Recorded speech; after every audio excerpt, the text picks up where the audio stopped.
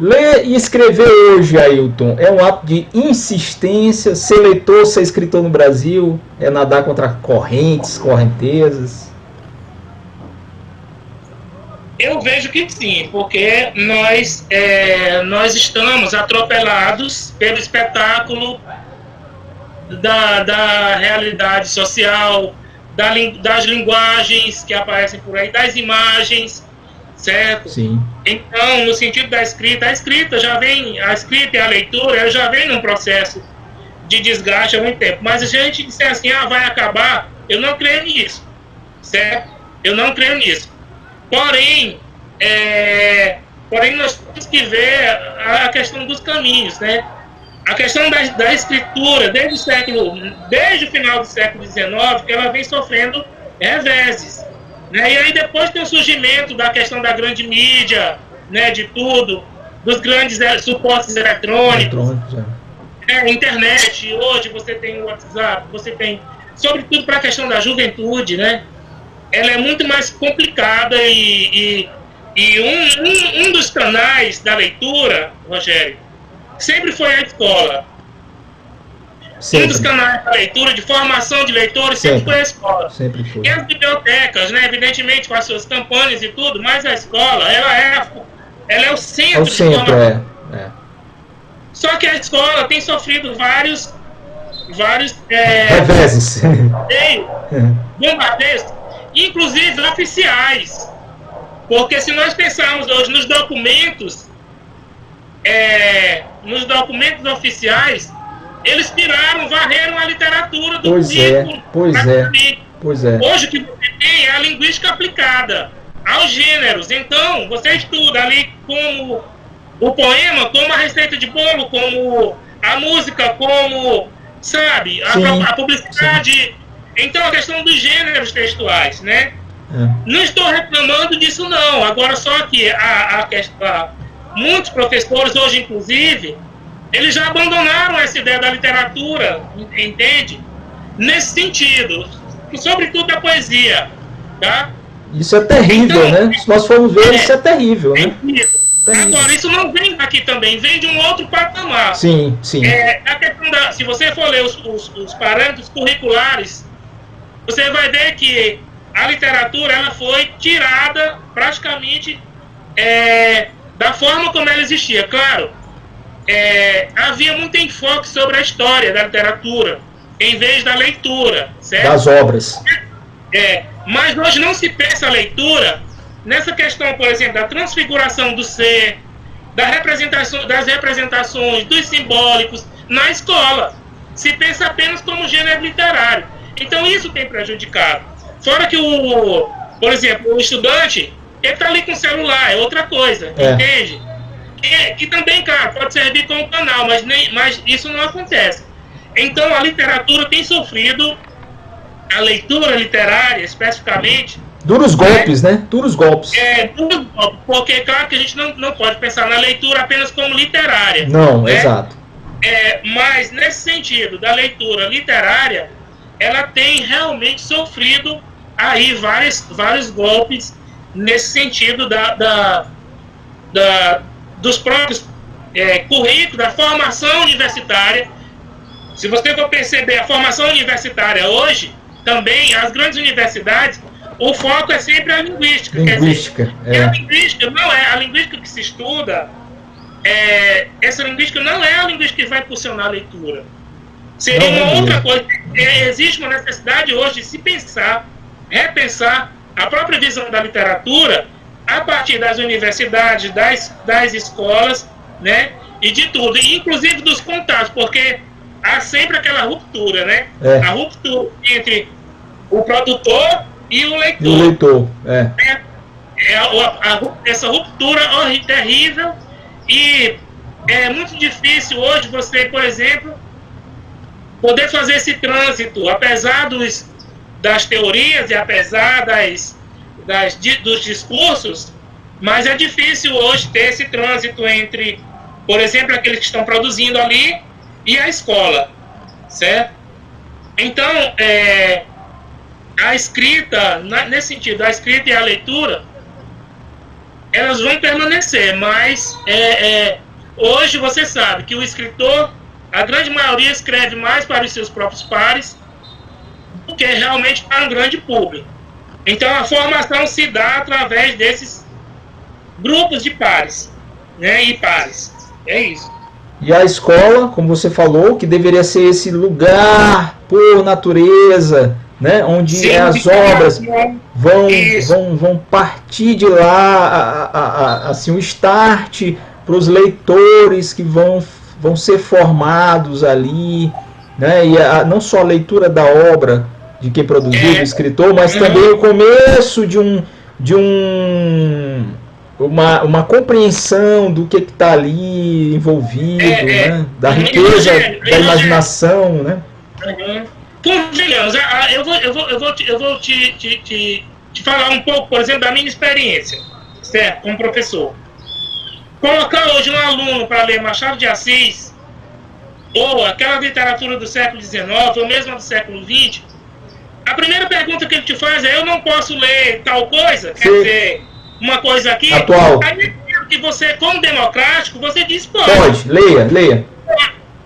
Porém, vamos pensar no seguinte: ali, numa literatura que é clássica, você tem todo um arsenal de linguagem, uma realidade que é extremamente enriquecedor. Abarca o universo, né? Abarca todo o universo. É um universo. Quer dizer, eu não tenho condições aqui de mensurar a riqueza que se pode abstrair de uma leitura dessa. Porém, em todos os níveis, em todos os termos, as espessuras de linguagem, vocabulários, apreensões de realidade, representações, filosofias, tudo, né? geografias, sabe, temporalidades, é incomensurável. Mas o que acontece? Vem uma adaptação, por exemplo, de Machado de Assis, que muitas escolas resolveram adotar essas adaptações. Então aqui, é válido, mas fica naquela leitura superficial, uma versão traduzida, quer dizer, perde aquele universo de criação que está realmente na essência daquele livro ali.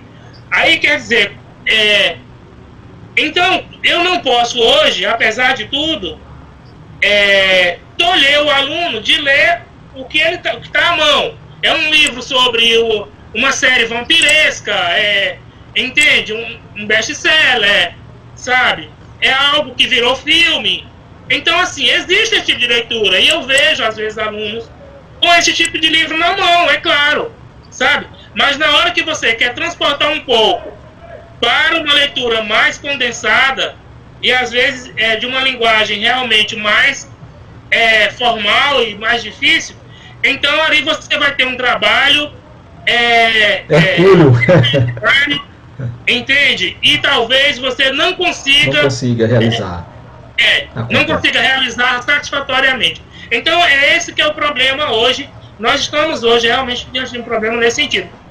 Mas dizer assim, porque você é anacrônico, é saudosista, não. Eu tenho que ter uma concepção. Claro. E a concepção é de que quanto mais a pessoa dominar determinadas espessuras de linguagem, muito mais competência linguística e de leitura do real, e de leitura da realidade da vida, ele pode ter, certo? Então, por que eu negar? Certo? Por que eu tirar aquilo ali? Não, eu passo sim. E eu digo também que pode ler esse, mas eu tenho que mostrar os caminhos também, sobretudo, da valorização daquilo que nós produzimos, da nossa literatura. E não apenas de alguém, um pessoal que às vezes escreve a partir de fórmulas, entende? Coisa já bem das fórmulas, que a gente conhece da narrativa, que hoje tem muito. Tem. Uma fórmula é a jornada do herói, entende? Ela fica sendo reproduzida de infinito, né? Todo mundo quer contar essa mesma jornada com os personagens que só mudam o nome, mas é a mesma. É a mesma história. Mesma história. complicado isso realmente na questão da leitura, Rogério. Pois bem, então é um desafio enorme e a gente tem que realmente encarar isso como uma realidade contrária a quem busca isso daí, mas é real. Então tem que se pensar isso com mais profundidade, porque é um grande obstáculo, né? Um grande obstáculo para o professor.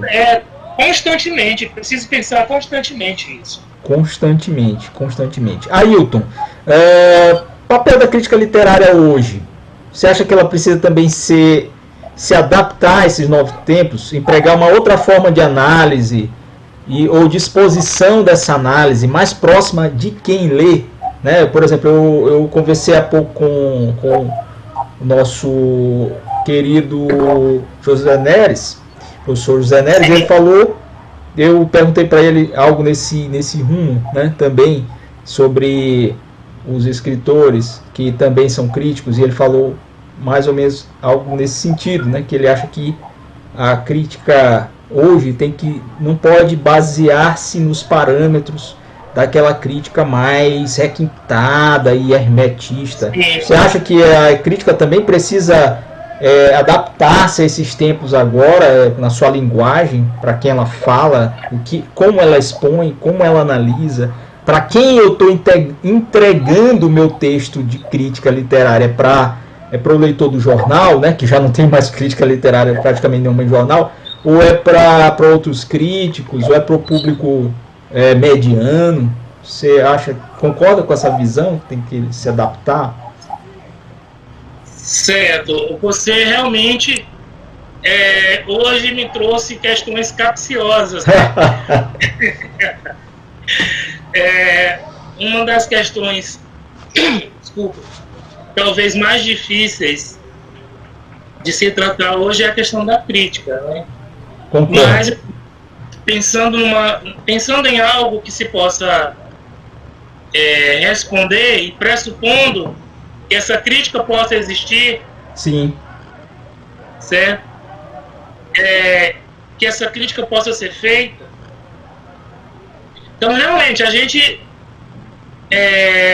nós tivemos aí, a crítica teve um percurso, né, aí no Brasil, que foi primeiro da questão ensaística, né, que isso.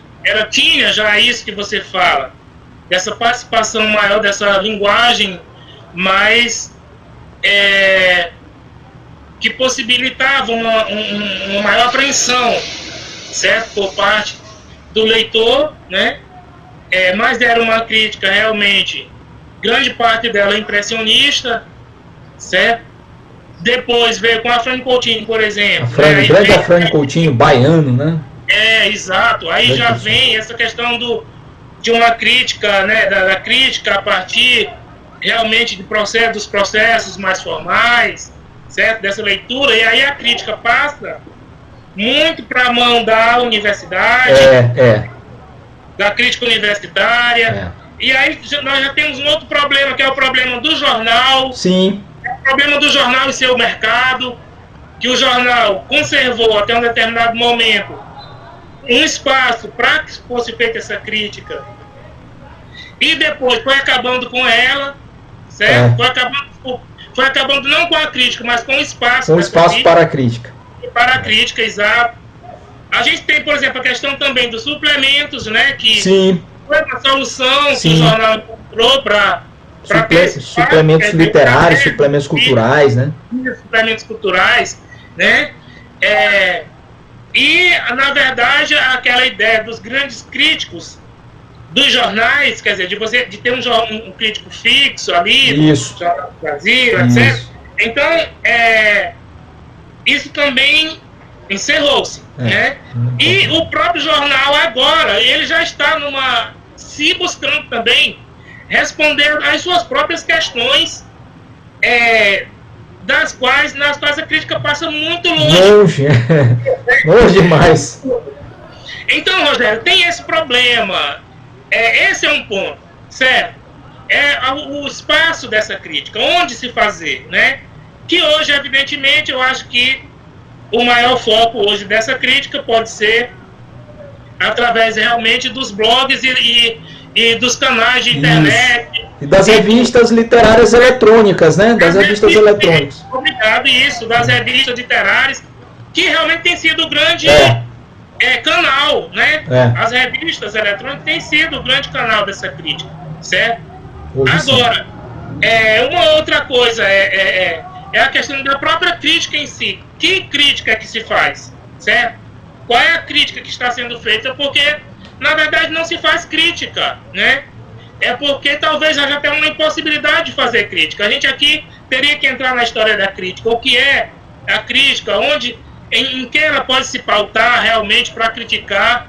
Quais são os parâmetros, né? Qual é o método? Mais dos seus parâmetros, mas o principal problema é como criticar num reino democrático em que todos se acham corretos. E que talvez não haja exatamente esse correto. Ou que mesmo quando a pessoa vai lá, a crítica pressupõe também a questão de gosto. Sim, não tem valor. Não tem como. Não é só, existe uma questão objetiva, é óbvio, certo? A crítica precisa ser, acima de tudo, objetiva. E pretende ser imparcial. Porém, hoje, os que se pressupõem críticos, em geral, eles estão, na verdade, fazendo um certo comentário sobre um livro ou sobre outro, que um editor ou outro lhe enviou. E, às vezes, ele já tem aquela relação. Então, o ser crítico, realmente, hoje, é um papel difícil. Difícil, né? Difícil. Hoje não, sempre foi. É verdade, não é só de hoje, não. Né? Inclusive a gente for pensar, desde o Machado de Assis, por exemplo, que abandonou a questão da crítica. Por que ele abandonou? Certo? Então, hoje, por que eu preciso fazer crítica? Por que eu vou fazer crítica? Certo? Então, depois, na verdade, 1001 discursos vão se arvorar em cima daquilo que a pessoa colocou, certo? Às vezes objetivamente, certo? Muitas vezes objetivamente colocou de acordo com o que ele pressupõe, ou com o que ele, da linha que ele estudou, certo? Então são muitas questões que envolvem isso. Muitas nuances, né? Essas nuances. Então, você pode... E convenhamos, Ailton, é uma área muito espinhosa, né? Muito embora o crítico também tem uma outra questão que está envolvida aí, que é o crítico é também um escritor. Então tem trabalhos de crítica que só o prazer de você ler a crítica, se você vai concordar ou não com o que ele está falando a respeito do autor e da obra que ele analisa, é um outro negócio, é outro patamar. Mas o fato de você ler um texto de crítica literária bem escrito, por si só, já é um prazer literário também, né? Você destrinchar, né, aquilo ali e sorver daquele outro olhar, daqueles outros parâmetros que talvez não sejam os meus, não é como eu vejo aquela obra, mas que vai me puxar para alguma coisa que faça sentido, né? Que tenha uma pertinência, né? É uma área espinhosa, né? Mas é bonita também. É uma área espinhosa. É linda. Então, aqui, dos anos 60 para cá, principalmente, né? Com Roland Barthes e tudo, aquele prazer do texto e tudo, aquela coisa de o crítico também se sobressair ali como um escritor e a arte, né? Essa arte da escrita. Aqui no Brasil, o próprio Antônio Cândido tem um trabalho magistral, né? Maravilhosos, né? Textos lindos. Então, assim, mais nesse sentido do prazer do escritor, da escrita, o Antônio Cândido é insuperável, né? Nesse sentido aqui. Então tem essa coisa da arte do crítico, né? Tem essa ideia da arte do crítico, mas também tem a ideia de que a maioria dos críticos hoje, eles são também poetas. Sim, certo? sim. É um poeta crítico. Isso. Então, fica pisando em ovos. Quer dizer, eu vou escrever, mas qual é o respaldo que eu tenho para escrever? E será que eu não estou colocando ali a minha visão também? Certo? Há críticos, às vezes, que circulam entre a poesia na comunidade, na universidade, nas revistas eletrônicas e que às vezes estão vinculados a determinados grupos. Então, Rogério, é realmente uma coisa espinhosa. A outra é essa que você que você falou, que é a questão do leitor. Quem vai ler a crítica? Para quem o crítico vai escrever? Na grande maioria vai escrever para os próprios artistas. Sim, certo? sim. Para os próprios artistas. Porque o grande leitor hoje, ele não se importa com essa questão da crítica. Não. Certo? Então, o leitor hoje, o leitor, digamos assim... Mediano. Leitor mediano. Mediano. Ele só é atingido através das mídias. Sim. E já leram esse crítico, sim. E que esse crítico afirmou um determinado escritor ou um determinado poeta. Isso. Então, ele é atingido de forma indireta, mas Isso. ele não lê a crítica. É uma leitura enviesada, ela é terceirizada, né?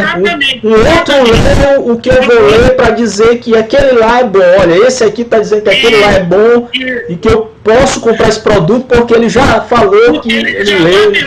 Alguém já afirmou que é. Entende? Então é nesse sentido, mas que na verdade o leitor de uma possível crítica, porque na verdade, na grande maioria das vezes, digamos 99% das vezes, não é crítica. É comentário, né, Ailton? Seria comentários, né? Eu comento a obra e trago aqui uns aspectos, algumas coisas. Isso. Comentários, na grande maioria das vezes, baseado nas questões de gosto. Gosto, perfeito. Porque a pessoa às vezes não desce ali para dizer realmente, para mostrar algo. Não é uma mostração, né? Sim. É um discurso ali, às vezes no máximo um discurso reflexivo sobre algo que está sendo produzido. Perfeito.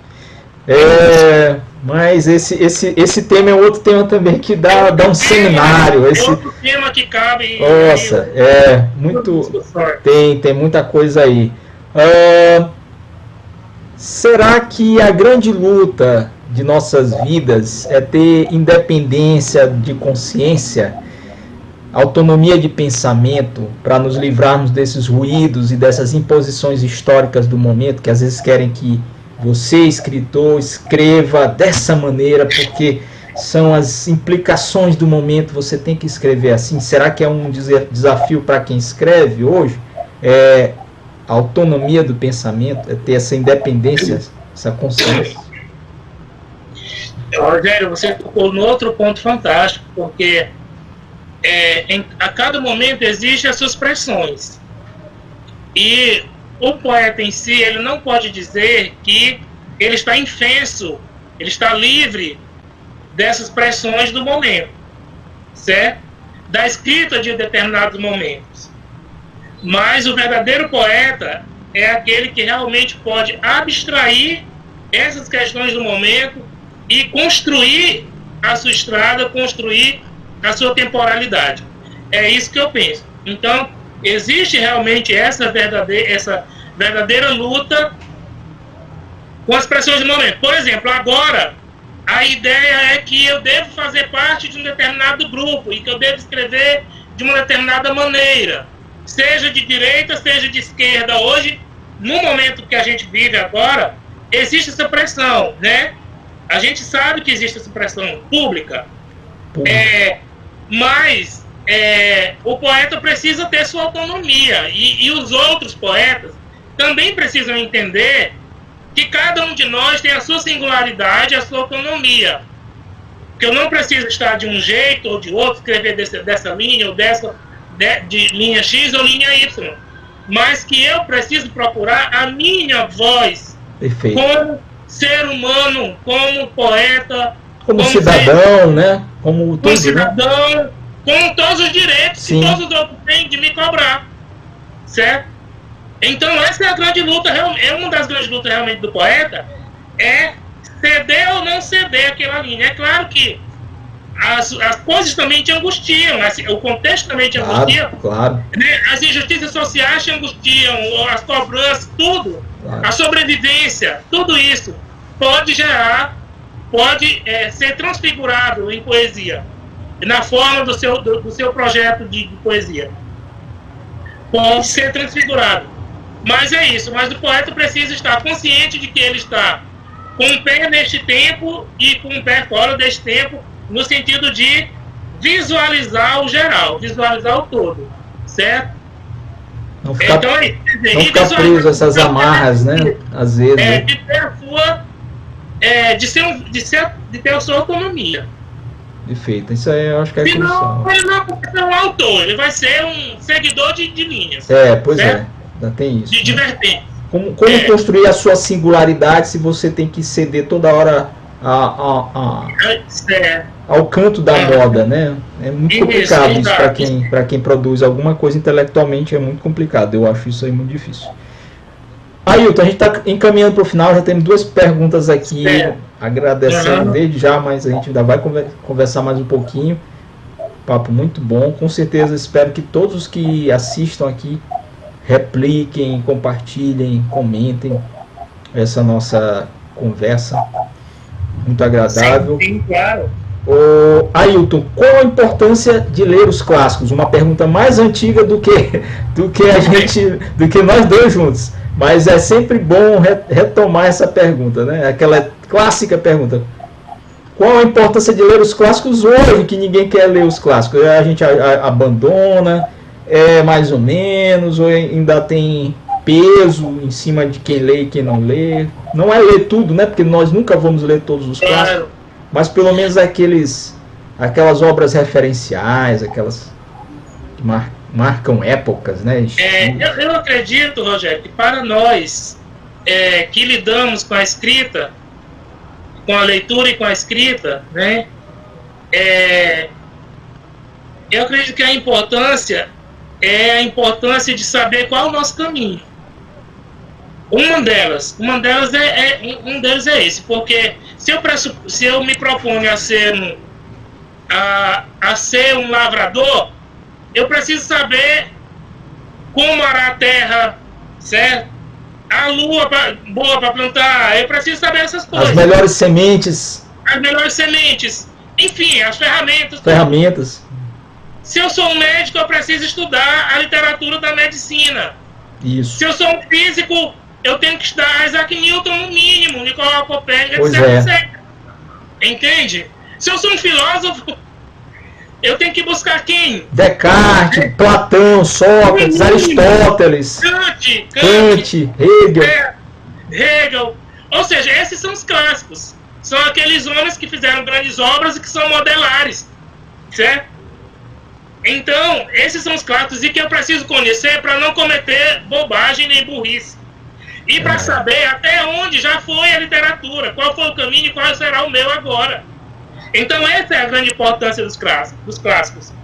Agora, no meu ponto de vista, evidentemente, como você disse, nós precisamos fazer nossa seleção, nossas escolhas.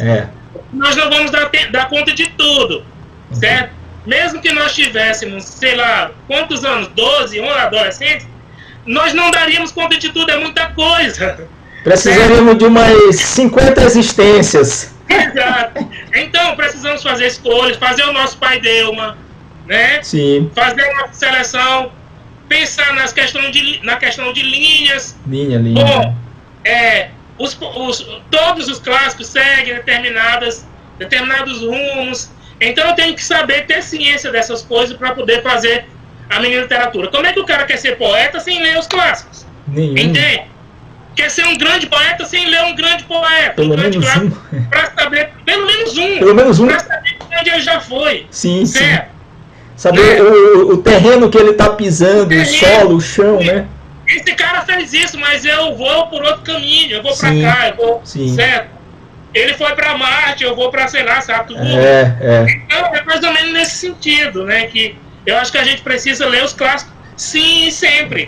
Eu leio. Sempre, eu também. Quando posso, porque nem sempre eu tenho tempo. Mas sim. Sempre que eu posso, eu pego aquele Dostoiévski, certo? E a gente retorna também, né? A gente é sempre um reencontrar, né? Reencontrar. A gente tá sempre voltando algum dia para eles, né? Isso. Exatamente. Rememorar, relembrar. Ailton, pra gente ir aqui para os nossos finalmente, eu vou perguntar para você, para além da literatura, para além desse métier aí das letras, que você, e para além do período de trabalho, né, e dos livros, que autores você gosta de ler, ou que tipo de relação com outras artes, com outros afazeres te preenchem? Assim, eu não estou dando aula, não estou trabalhando e eu não estou escrevendo. O que habita o teu ser?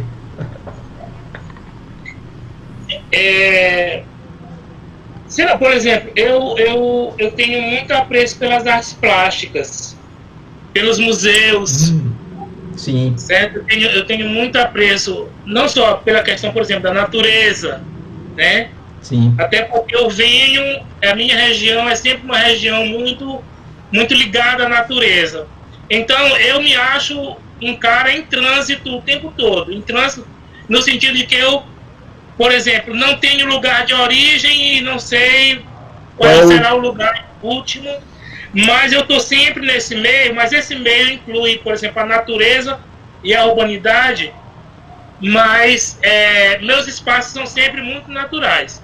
Mas eu gosto também, por exemplo, da questão, eu sou um fissurado na questão do museu, certo? Do conhecimento memorial, das artes plásticas e artes visuais, eu gosto muito. Inclusive, talvez se eu não escrevesse poesia... Iria para essa área? Iria para essa área. Com certeza, porque... Até porque eu já tentei muito, só Sim. não consegui realmente me expressar da forma que gostaria, até por conta de competência mesmo, de treinamento, de cursos, etc. Mas é uma área que me fascina Sim. também, a área das artes plásticas, né? Um universo também sensacional, né? Maravilhoso. O universo do entalhe, da pintura, certo? Da escultura. Das formas, né? Das formas, né? Inclusive, eu acho que eu tenho um pouco isso, de olhar para as coisas e ver sempre formas. Assim, já abstrair imediatamente, ter quase uma memória fotográfica nesse sentido das formas. E isso vai para a tua poesia. Vai para a poesia. Isso vai para a tua poesia, né? Vai. Eu acho que, inclusive, tem lá algo disso, dessa questão dessas imagens também construídas. O imagético é muito forte, né? Na tua poesia. É muito forte, né? E o imagético que casa com a existência, que casa com a tua Sim, visão de mundo, né? Tua visão pessoal de mundo. E do lirismo que está impregnado ali nessas coisas que às vezes a gente não vê dessa forma, mas está ali presente, né? Então é isso que tu busca na tua poesia, essa junção desses elementos? Essa junção. E no sentido também de pensar a poesia como sempre, como podendo comportar aquilo que é falho, aquilo que é manco, aquilo que é imperfeito, entendeu? Então nem sempre a gente vai encontrar, por exemplo, o sublime, essa busca total do sublime na minha poesia, mas pelo contrário, às vezes a busca do humano falho, certo? A palavra falha, a forma misturada. Então, nesse sentido de quebrar o ritmo, de quebrar as formas, justamente para dar essa ideia de humanidade, que é imperfeita também, entende? Quer dizer, buscar representar essa ideia daquilo que poderia ser o perfeito, mas também trazendo para isso essa falha, essa imperfeição. É isso também, às vezes, que eu coloco. Agora, essa questão da imagem que você falou... Sim, que é muito forte, né, nos teus versos. É muito forte na minha poesia.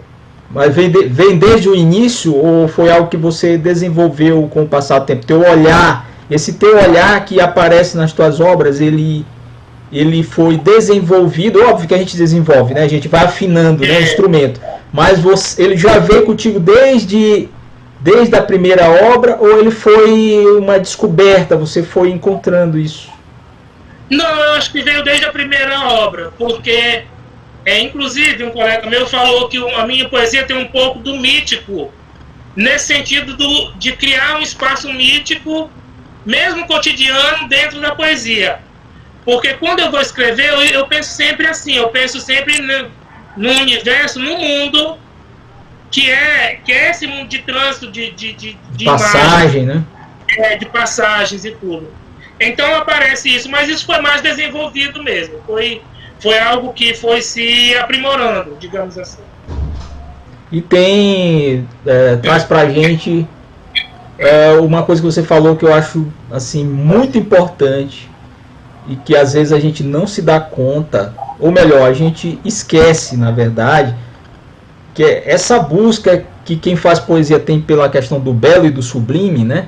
Que é uma busca estética, né? Tá lá na filosofia da arte. Quando a gente estuda a filosofia da arte, eu estudei, tá lá na filosofia mesmo, e tá no belo, na questão da arte, que é essa busca do sublime, né? E do belo. A gente esquece, que foi o que você falou, que até a própria poesia, assim como a vida, ela não é perfeita, né? Sim, às vezes a gente quer transformar o imperfeito na pura perfeição, na perfeição absoluta, que às vezes é essa capa que a gente coloca do verso, né, do poema, em cima da realidade, para parecer, aqui tem um vaso de barro, mas eu coloco uma capa dourada, né, e aí você não vê o vaso, que é muito simples, porque a poesia dá aquela pompa, aquela circunstância, mas ao belo também no imperfeito, né, ao belo no imperfeito, né.